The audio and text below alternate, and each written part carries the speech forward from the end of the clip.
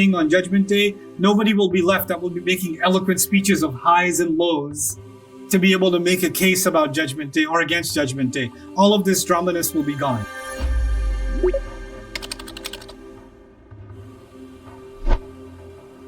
This video is a short snippet of our deeper look of Surah Al-Waqi'ah, which is now available to watch on a newly improved Bayyinat TV. Learn about this surah and many others in the deeper look section of the app. These surahs, they keep bringing up two subjects. What two subjects? Quran and Judgment Day. Now you'll understand why. Because the coming of the Quran is the biggest indication that the only thing left now to come from God is Judgment Day. The one major thing that had to come from Allah is the Quran. The next major thing that has to come from Allah now is Judgment Day. That's it. That's it.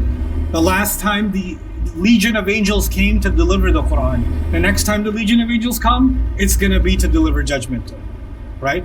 وَنُزِّلَ الْمَلَائِكَةُ تَنزِيلًا. Now we get to the second ayah. لَيْسَ لِوَقْعَتِهَا كَاذِبًا. It has a few meanings. Let me first translate this ayah for you, okay? There's multiple translations possible. In fact, I think I wrote some of them here. There will be no person left able to speak an untruth about it. When it happens, when the incident, the ultimate incident actually happens, there will be no person left able to speak an untruth about it. Another interpretation could be, there will be no slowing down or obstructing it.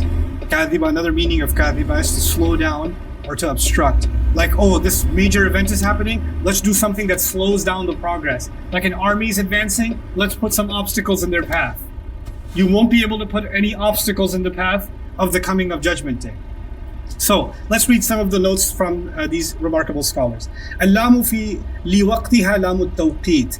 So this lam, liwaqatiha, for those of you that are a little bit Arabic students, the lam here refers to time, at the time of. So this is used, for example, aqimis salata liduluki shams, or lamma ja'a Musa limiqatina, at the time of our meeting. So the lam is being used for at the time of. This is an important side note for those of you that are interested in, like, oh no, I want to really understand the Quran. I want to get a word for word dictionary of the Quran. Laysa has a meaning, li has a meaning, waqa'ati has a meaning. Wrong.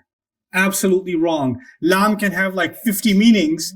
And if you learn one meaning and you think that's what it means every time you see a lam, you've got yourself a problem. But why is that? Why does it have so many meanings? It's so confusing. Oh yeah? You don't have that problem in English? You don't have the problem of the same word having multiple meanings in English? You don't say something like screen, or let's say a journal. When an accountant says, I finished the journal, he's not talking about his personal emotions. When a little girl says, I'm writing in my journal, she's not talking about tax season. You know, when an author, when a magazine or a publisher says, we're going to publish a journal, they're not talking about accounting. The same word journal, right? The academic is publishing in a journal. The magazine is a journal. The 14-year-old's diary is a journal. The accountant has a journal. There's like so many journals, you know? And the sailor has the journal's log. All of them are journals. The word site. The contractor who's ruining your house says, I'm working on the site. And you're a developer and you're working on a site. Aren't you? They're two different, same word, different meanings. Deal with it. That's language. That's not Arabic. It's so confusing. Language is like that. Language is a living thing. Words can be used in many different ways. So one of the things I'm warning you about, because Muslims are like, I want to get the easy solution, because we're in the age of lose 10 pounds in 10 days. And now we have learn Arabic in 20 days and learn 85% of all of the Quran, just this PDF. And you will, no, you won't. No, you won't, bro. Don't do that to yourself. Like, it'll be a good start. And then people have these like, brother, if I learn Arabic, right, will I know everything about the Quran? I don't know everything about the Quran. Like, huh? You don't know? Yeah, I don't. Why do we think that we need to, like, it's like this product that we have to conquer? The Quran is an endless ocean of wisdom. Let's humble ourselves when we enter it, right? So let's pay attention to the words and stick to a slow but patient journey with this book. Anyway, السقطة القوية وشاعت في وقوع الأمر العظيم. Actually, Alusi says that waq'a also means when something falls from a very high place down. Waqa'a, to fall hard, like the rain falls hard, right? So he says it's gonna fall hard, and that's why it was used for some serious matters. Waqa'a was not just used for any incident. Like if you were talking to your friend and then your other friend says, what did they say? What was the waqi'ah? That's not a waqi'ah. But if there was a bomb that was dropped in a war zone, or if some major event happened, or earthquake happened, or a tsunami happened, that's a waqi'ah. Serious incident, some really heavy thing that falls. وَقَدْ تُخَصُّ بِالْحَرْبِ. It's also actually in Arabic literature, he argues, it was used particularly for wars, major wars, as if by using the word al-waqi'ah, Allah is saying Allah is bringing His war to His enemies, people who rejected Him, that wanted to declare war on Him, right? He says, okay, you've had your turn to wage your war on me, my turn. This is my war back with you. So the word waqi'ah is scary in that sense. وَلِذَا عُبِّرَ هُنَا إِشَارَ إِلَى أَنَّهَا تَقَعُ دَفْعَةً وَاحِدَةً. See the waqa'ati, the ta in waqa'ati, the word is falling. The ta means it's going to happen one time. Like the enemies of Allah take these little jabs, right? They take thousands and thousands of little jabs, and Allah does not respond. And then Judgment Day, Allah is going to respond how many times? Once. One and done. One and done. You know?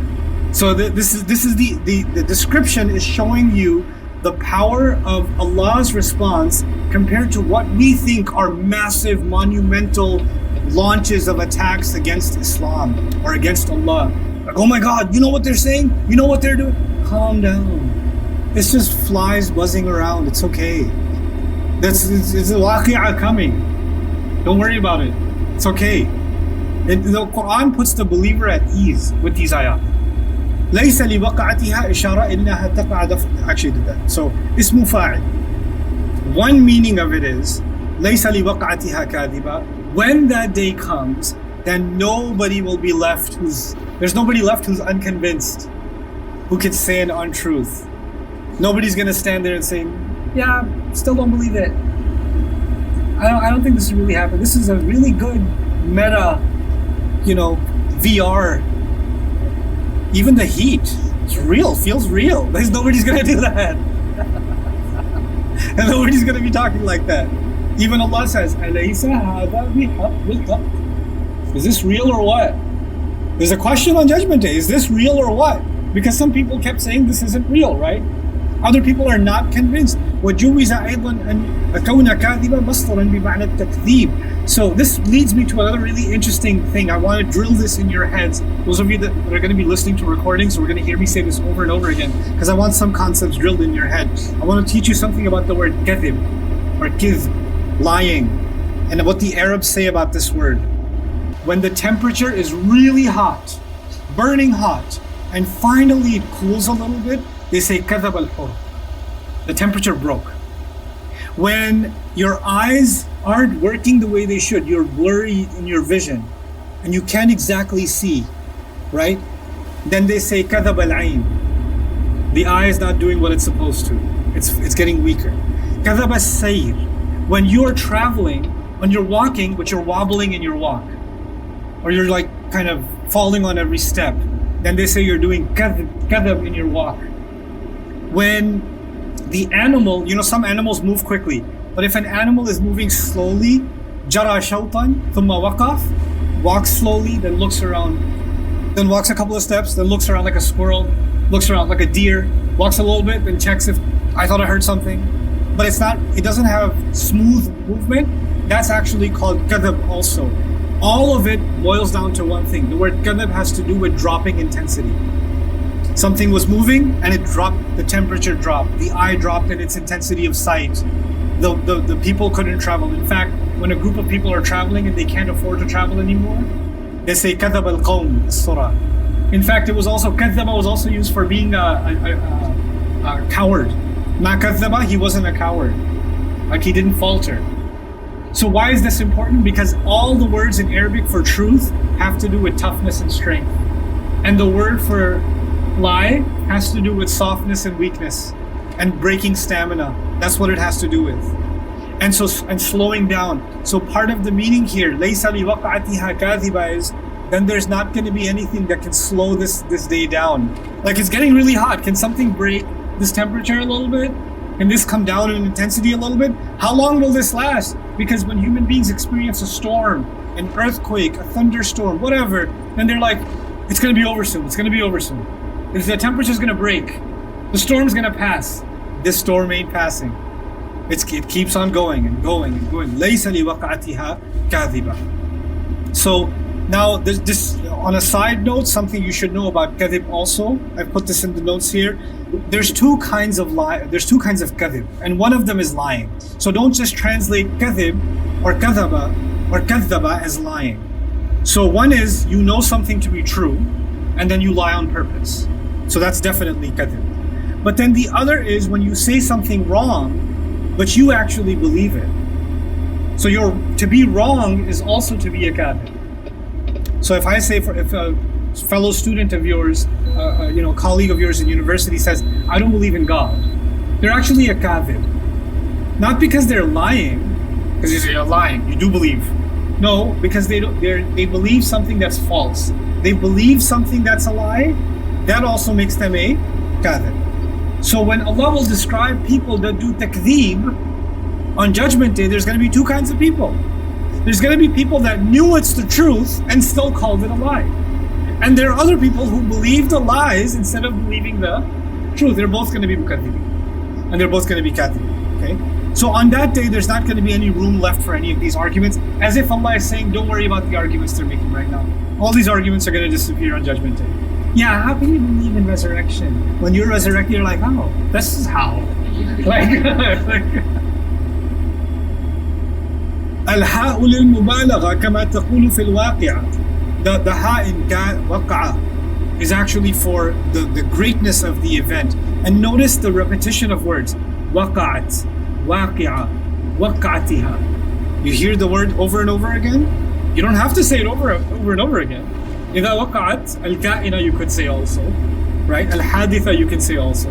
Because الداهية, any word can be used, but he repeats the same word over and over again because literally, like waqa'a means to strike and strike and strike like patterns of the rain. The word itself is striking down in the surah.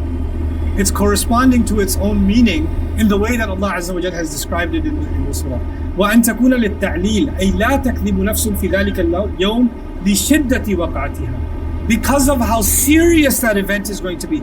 Even when they wake up, like when people wake up on Judgment Day, if you wake up all of a sudden you don't know where you are, it's not like everybody knows, oh my God, this is Judgment Day. This is exactly what that Muslim guy was talking about on campus. They don't know that immediately. They're like, oh, what's going on, bro?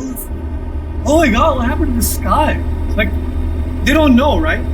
But you know what Allah is saying here? Because of the li waqa'atiha, He's actually saying, because of what is going to be happening all around, nobody will have any doubt that it is in fact Judgment Day, even if they never thought about Judgment Day a day of their life. They never cared about it, heard about it. When this happens, they will know it's Judgment Day just because of how intense it is. Oh my God, this is Judgment Day. Even though I never really read up on anything, I know now full well this exactly is Judgment Day. SubhanAllah. Like all of that distraction and all of that doubt and all of that agnosticism gone in a split second. No philosophical arguments needed. Nobody's even asking what's happening, what's going on. لَيْسَ لِوَقَعَتِهَا كَاذِبًا خَافِضَةٌ رَافِعَةٌ. What an ayah, man. This ayah. خَافِضَةٌ رَافِعَةٌ. خَافِضَة means lowering. رَافِعَة means elevating. Okay? So let's dig into both of these words. The first word is خَافِضَة. It comes from خَفْض. الخفض المطمئن من الأرض. Depressed land. Depressed land doesn't mean sad land, it means low elevation. Yeah? Depressed land. It is considered the antonym of rafa, high land. Humbling a camel down. When the camel's head is put down, they say at-tafkhid, at-takhfid. This is also used for when you're humble to someone. خفض له جناحه, like the ayah وَخْفِضْ لَهُمَا جَنَاحَ الذُّلِّ مِنَ الرَّحْمَةِ, the expression used for parents. To humble yourself, to lower yourself. So the first meaning is something, this day itself, the waqi'ah is going to be a khafida. So waqi'ah is feminine, khafida is feminine. So khafida is a description of waqi'ah. So then what this means is that day is going to be something that brings down. And then rafi'a means the easy meaning. Rafa means elevation. So it will bring down and it will elevate. Okay, or it will humble and it will honor. Because khafd also means humbling, right? So it will humble some people and it will honor some people. So let's see how Alusi and some others talked about this. تقديم الخفض على الرفع رفع لتشديد التهويل. He says lowering was mentioned before elevating to make us scared. Because elevating is positive and lowering is negative, he started with the negative. أو بيانا لما يكون يومئذ من حط الأشقياء إلى الدركات ورفع السعداء إلى درجات الجنة. Allah. He says, or Allah is describing that day how people that are miserable are going to keep getting lower and lower and lower and lower on Judgment Day, and people that believe are going to be happy, and their happiness and their joy is going to keep on what?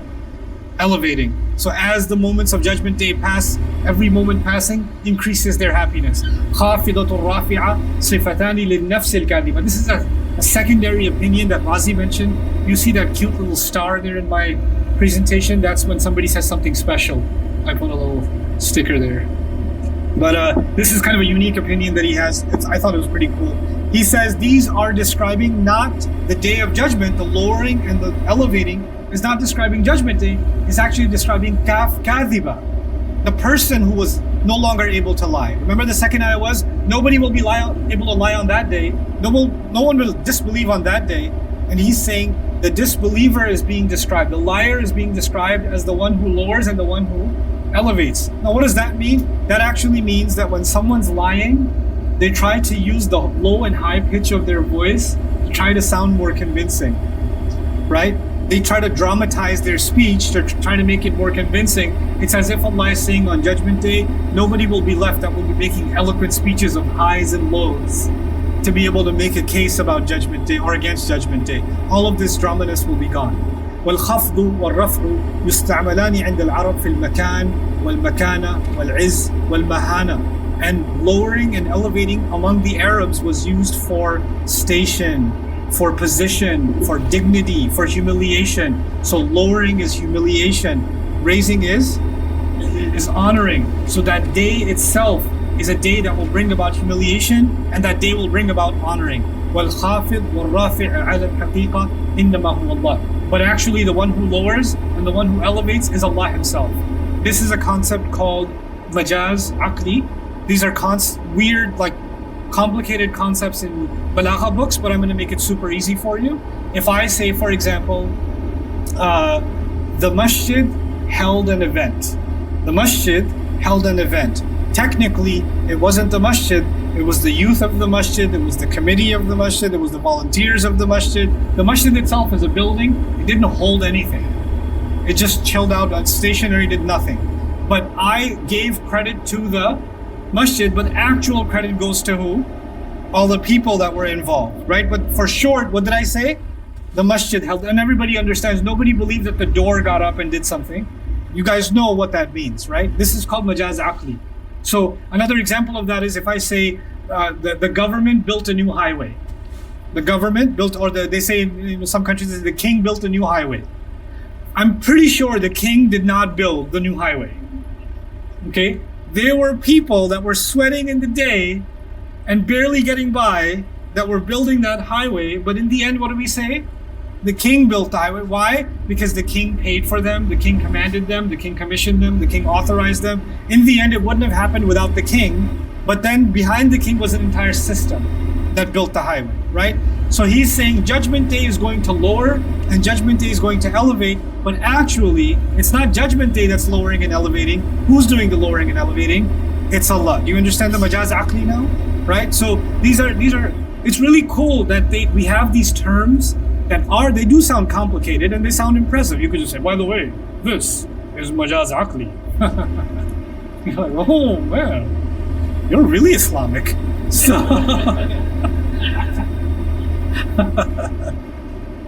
anyway, before I let you go, I'm going to share some thoughts with you. These are not from tafsir, these are my own. Sometimes I add my own comments, sometimes I say them, sometimes I add them in my notes. This is one of those cases. How exactly is Judgment Day elevating or lowering and elevating? ويسألونك عن الجبال فقل ينسفها ربي نسفا فيذرها قاعا صفصفا. They ask you about the mountains, tell them Allah will bring them down as low as they can go. So Allah is bringing down what on Judgment Day? Mountains, and He will make them flat.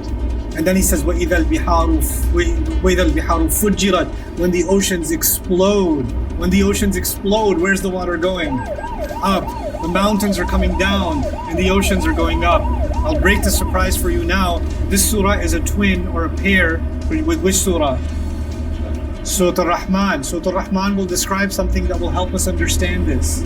Surah Al-Rahman says, يُوصَلُ عَلَيْكُمْ أَشْوَاظٌ مِّن نَّارٍ وَنُحَاسٌ فَلَا تَنْتَصِرَانِ. Basically, Surah Al-Rahman is describing there are going to be metallic, burning meteor showers on Judgment Day. Meteors are going to start falling on earth relentlessly until it will look like the entire sky is torn open red.